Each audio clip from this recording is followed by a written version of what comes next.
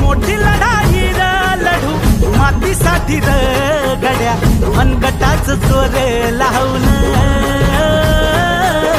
दाटला जरी अंधार